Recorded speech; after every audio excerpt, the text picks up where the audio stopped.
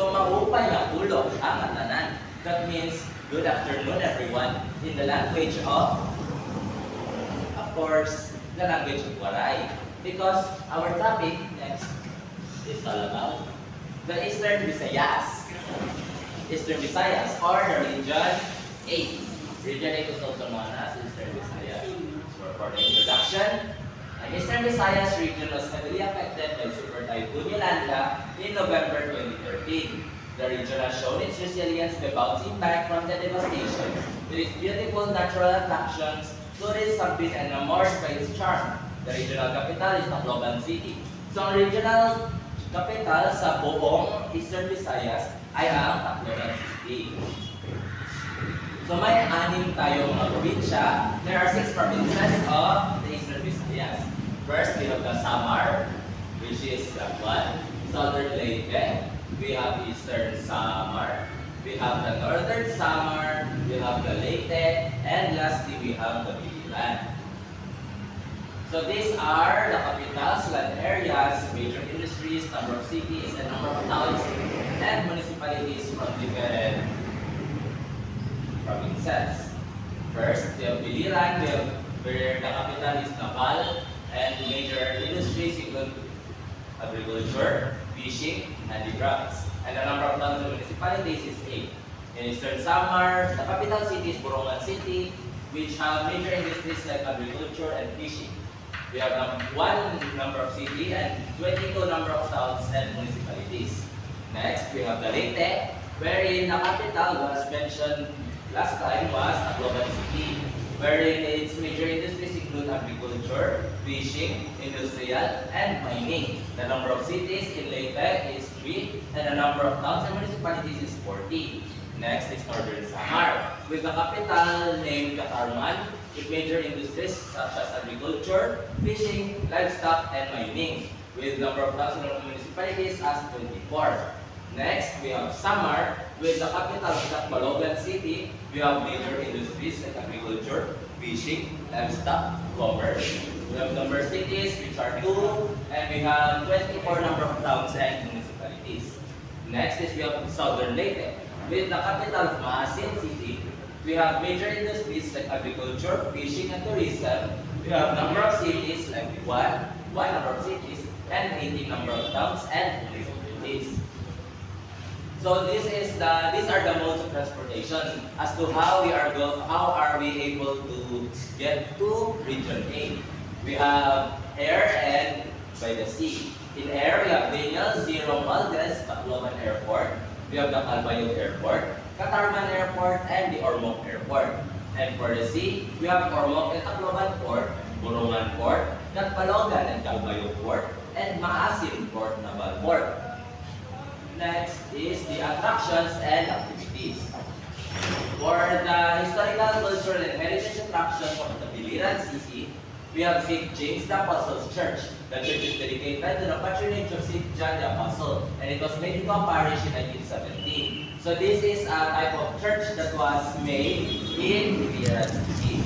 Next, we have the Sunugan Watchtower ruins in Biliran, built in 1765 under the initiative of Filipino priest Gaspar Ignacio de Guevara. The watchtower was used to watch Biliran's ghosts from Muslim raids. So there are times in Biliran where there are Muslim raids that are happening. So they built the watchtower to watch for the Biliran's ghost in case of Muslim raids. But after a specific time in 1774, the raiders attacked and burned the local settlement, which now became the Nasunugan Watchtower ruins. Next, we have the Sambawan Islands in the natural attractions of Biliran. Sambawan Island is located 5 km off the west coast of Malipiti Municipality, south of the Samar Sea. It is fast becoming the most visited attraction by the tourists. So this is one of the most attractive places in Biliran, which is the Sambawan Island in the Maripiti Municipality. Next, we have the Higatangan Sandbar. The island has several beaches and blessed with exotic rock formations from the town of Mabini. So this is a type of sandbar. A sandbar is a type of island that consists only of sand. So this is a little type of white sandbar. Next, we have the Bagongbong Falls. It takes a 15-minute walk in a forested area before reaching the crystal clear and ice-cold droplets of water coming from the cathedral-like falls nestled in a forested area of Almeria County. So this is the type of falls that takes 15 minutes to walk in order to reach that specific area. Next, we have the Ginaraha Cascades, also located in Barangay Sampao, but further up in the jungle, the cascades can be reached through a 45-minute walk from the barangay. The term Ginaraha means vortex and refers to the whirlpool-like formation seen at the Ginaraha Cascades on Biliran Island, Philippines. Next is the Mainit Hot Springs. The Mainit Hot Springs is a man-made pool basin with concrete seats which provide comfort to visitors. So this is a man-made type of hot springs where there is a stone like platform where our people can sit down and take a rest while enjoying the hot spring. So I also have a little note. Before tayo magpadayon, gusto lang i-remind sa inyo mga walay legal attractions ang Biliran, Eastern Samar, o Southern Leyte. Salamat. So moving on, we have the historical, culture, and heritage attractions of Eastern Samar. First up, we have the Pilgrim Center of St. Anthony of Padua. This is the most visited shrine of St. Anthony in the Visayas. Pilgrims from Leyte, Samar, and nearby islands visit the shrine where many prayers have been answered through the prayerful intercession of St. Anthony. Next is the Church of the Immaculate Conception. The present stone church, which is this one, was dedicated to the Virgin Mary under the title of the Immaculate Conception and was built by the early Jesuits in 1718. So it was built in 1718, so this is why it is also an example of historical culture and heritage traditions. Next is the Tubabao Island. Tubabao Island is a historically significant island located in Giwan, Eastern Samar, best known for providing refuge to over 6,000 white Russian refugees from 1949 to 1951 after they fled mainland China. So there is a kind of a problem between Russia and China in this time. So in order to protect the Russian refugees, 6,000 Russian refugees, they were sent to Tubabao Island in order to protect them from China. Next is from the natural attractions, we have the Humulon Islands. Humulon Island is a 20-kilometer long island in Eastern Samar, Philippines, known historically as the first landing site of Ferdinand Magellan on March 17, 1821. So on March 17, 1821, Humulon Island is the first and well-known landing spot of Ferdinand Magellan. Followed by the Caliguan Island. It is one of the islands that are part of the municipality of Diwan in the province of Eastern Samar. The island can be reached from Tacloban by a 3-hour bus ride. It is dubbed as the surfing capital of the Visayas. So the surfing capital of the Visayas is the Caliguan Island, and this is also known as the surfing capital of the Philippines in East Asia.